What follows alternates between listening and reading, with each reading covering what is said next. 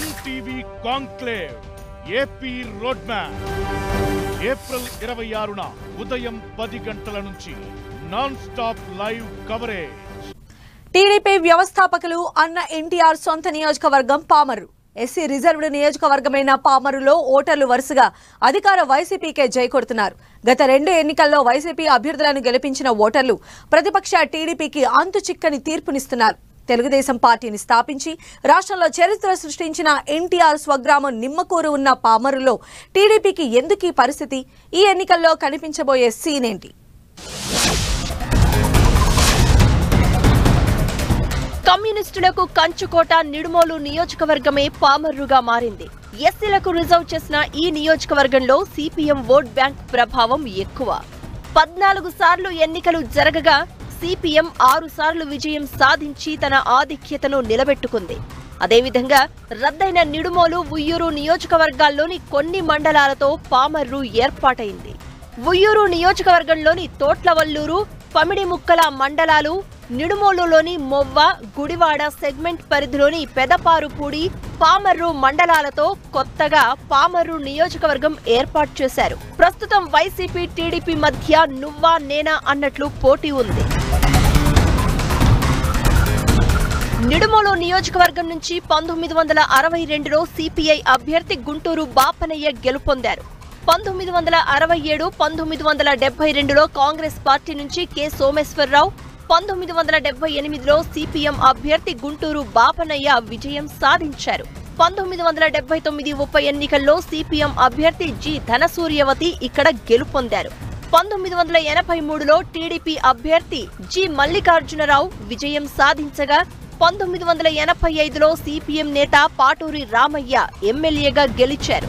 అలా ఆయన వరుసగా 4 సార్లు ఇక్కడ గెలుపొందారు. 1999లో గోవాడ మరియకుమారి టీడీపీ తరపున విజయం సాధించారు. అనంతరం నియోజకవర్గాల పునర్విభజన తర్వాత పామర్రు నియోజకవర్గం ఏర్పడింది. 2009లో జరిగిన ఎన్నికల్లో కాంగ్రెస్ అభ్యర్థి డివై దాస్ గెలుపొందారు. 2014 ఎన్నికల్లో వైసీపీ తరపున ఉప్పులేటి కల్పన విజయం సాధించారు. 2019లో వైసీపీ అభ్యర్థిగా కైలే అనిల్ కుమార్ అత్యధిక మెజారిటీతో విజయం సొంతం చేసుకున్నారు. పామర్రు నియోజకవర్గంలో 1,83,158 ఓట్లు ఉన్నాయి. వీరిలో పురుషులు 88,815 మంది ఉంటే మహిళల ఓట్లు 94,340. ఓటర్లలో ఎస్సీలు ఎక్కువగా ఉండడంతో ఆ వర్గానికి రిజర్వ్ చేశారు. ఎస్సీల్లో మాల సామాజిక వర్గం ఓటర్లు 26,118 ఉంటే మాదిగలు 25,000 నమోదయ్యారు. ఇక కమ్మ సామాజిక వర్గానికి చెందిన వారు 12,300, కాపులు 19,700, రెడ్డి సామాజిక వర్గానికి చెందిన వారు 6,500, బీసీ సామాజిక వర్గానికి చెందిన వారు సుమారు 30,000 ఉంటారు. నియోజకవర్గాన్ని ఎస్సీలకు కేటాయించినప్పటికీ కమ్మ సామాజిక వర్గం ఆధిపత్యమే కొనసాగుతోంది. అభ్యర్థుల గెలుపు ఓటములను నిర్ణయించేది మాత్రం బీసీ ఓటర్లే. దాదాపు 30,000కు పైగా ఉన్న బీసీ ఓటర్లు ఎటువైపు మొగ్గు చూపితే విజయం వారినే వరిస్తుందంటున్నారు పరిశీలకులు. పామర్రు నియోజకవర్గం ఏర్పడిన తర్వాత జరిగిన 2009 ఎన్నికల్లో కాంగ్రెస్, టీడీపీలు హోరాహోరీగా పోటీపడ్డాయి. ఆ ఎన్నికల్లో కాంగ్రెస్ నేత డివై దాస్ 6,940 ఓట్ల ఆధిక్యతతో విజయం సాధించారు. ఆ ఎన్నికల్లో ప్రజారాజ్యం పార్టీ 23,438 ఓట్లు పొంది టీడీపీని దెబ్బతీసింది.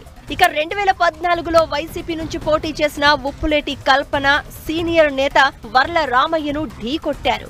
ఈ ఎన్నికల్లో కేవలం 1,069 ఓట్ల తేడాతోనే వైసీపీ విజయం సాధించింది. ఇక 2019 ఎన్నికల్లో వైసీపీ తరపున కైలే అనిల్ కుమార్ పోటీ చేయగా ఆయన ప్రత్యర్థిగా ఉప్పులేటి కల్పన పోటీ చేశారు.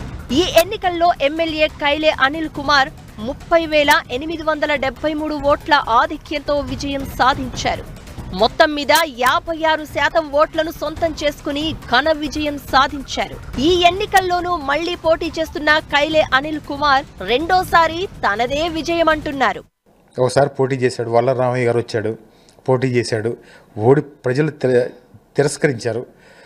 ఇక్కడ చేసినటువంటి ఆ ఇసుక బుసక అవినీతి కార్యక్రమాలన్నీ కూడా చూసి చంద్రబాబు నాయుడు గారు 2 సంవత్సరాల్లోనే మళ్ళీ వెనక్కి తీసేసుకున్నారు. ఆయన వెనక్కి అసలు పామరు వెళ్ళొద్దని చెప్పారు. మళ్ళీ ఇప్పుడు సిగ్గు లేకుండా నిజంగా చెప్పాలంటే కొడుకును పంపించాడు. ఆ కొడుక్కి అసలు జ్ఞానం లేదు, లేకపోతే ప్రజలకి సేవ చేయటం ఏంటో కూడా తెలియదు. ఎంతసేపు ఏదో ఎమ్మెల్యే అయిపోవాలి, ఆ నాన్నగారు పంపించాడు ఇక్కడ ఎమ్మెల్యే అయిపోవాలి అని ఒక ప్యాంటు చొక్కా వేసుకుని వచ్చేసి ప్రజల మీద పడి ఇప్పుడు శాసనసభ్యుడు అవ్వకుండానే ఏదో దోచుకుందామని ప్రయత్నం చేస్తూ ఉన్నాడు. ఎందుకంటే ఇతని గ్రామాల్లోకి వెళ్తే ఆ తెలుగుదేశం పార్టీ కార్యకర్తలే పారిపోతారు. ఇప్పుడే వసూళ్లు మొదలెడతా ఉన్నారు. ఇక ఈ ఎన్నికల్లో టీడీపీ కొత్త అభ్యర్థిని తెరపైకి తెచ్చింది. గత 2 ఎన్నికల్లో అభ్యర్థులను మార్చిన టీడీపీ ఈసారి సీనియర్ నేత వర్ల రామయ్య కుమారుడు కుమార్ రాజాను బరిలోకి దింపింది. చాలా కాలం క్రితమే ఆయనకు నియోజకవర్గ ఇన్ఛార్జ్ బాధ్యతలు అప్పగించింది. ఎన్టీఆర్ సొంత ఊరు నిమ్మకూరు ఉన్న పామర్రు నియోజకవర్గంలో ఎట్టి పరిస్థితుల్లో విజయం సొంతం చేసుకోవాలని పట్టుదల ప్రదర్శిస్తోంది. కుమార్ రాజా కూడా నియోజకవర్గంలో విస్తృతంగా పర్యటించి పరిచయాలు పెంచుకున్నారు. ఎన్టీఆర్ శత జయంతి జరుగుతున్న ఈ సమయంలో పామర్రులో గెలిచి మహానేతకు అసలైన నివాళి అర్పిస్తామంటున్నారు కుమార్ రాజా. మా నాన్నగారు 2014లో ఇక్కడ కేవలం స్వల్ప తేడాతో విజయం దక్కల. అయితే ఈసారి ఆయన కుమారుడిగా నేను బరిలో ఉన్న బ్రహ్మాండంగా ఖచ్చితంగా ఇక్కడ తెలుగుదేశం పార్టీ జెండా ఎగరేస్తామని చెప్పి కార్యకర్తలు, నాయకులు, అభిమానులు, పామరు ప్రజలందరూ కూడా గెలిపించడానికి తెలుగుదేశం పార్టీని సిద్ధంగా ఉన్నారని తెలియజేస్తున్నా. ఎందుకంటే 2009 ఈ పామరు నియోజకవర్గం ఏర్పడినప్పటి నుంచి 3 పర్యాయాలు తెలుగుదేశం కొద్ది తేడాతో లేకపోతే సమన్వయ లోపంతోనో ఏదైనా కారణాలైనప్పటికీ విజయం దక్కల. కానీ ఈసారి మాత్రం 2024కి మాత్రం ఆ మహానేత స్వర్గీయ నందమూరి తారక రామారావు గారికి నిజమైన నివాళులు అర్పిద్దాం. ఎలా అయితే ఆయన శత జయంతి ఉత్సవాలు జరుగుతున్నాయో దాంట్లో భాగంగా ఈ సమయంలో ఈ విజయం ఆయనకి అంకితం చేయటమే సముచితం. మొత్తానికి 2 పార్టీల మధ్య హోరాహోరీ పోటీ కనిపిస్తోంది. సహజంగా మాల సామాజిక వర్గం నేతలకు ఈ స్థానాన్ని కేటాయిస్తూ ఉంటారు. కానీ ఈసారి టీడీపీ మాదిగ నేతకు టికెట్ ఇచ్చి మరో ప్రయోగానికి సిద్ధమైంది. ఇక్కడ ఇంతవరకు గెలిచిన 3 ఎమ్మెల్యేలు మాల సామాజిక వర్గం వారే. దీంతో టీడీపీ ప్రయోగం ఎంతవరకు వర్కౌట్ అవుతుందనే సందేహాలు వ్యక్తమవుతున్నాయి. అంతేకాకుండా నియోజకవర్గానికి కొత్త అయిన కుమార్ రాజా సిట్టింగ్ ఎమ్మెల్యే కైలే అనిల్ కుమార్ ను ఢీ కొట్టే పరిస్థితిపైన చర్చ జరుగుతోంది. ఏదేమైనా ఎన్టీఆర్ స్వస్థలంలో ఏ పార్టీ గెలిచినా అదో చరిత్రగానే నిలవనుంది.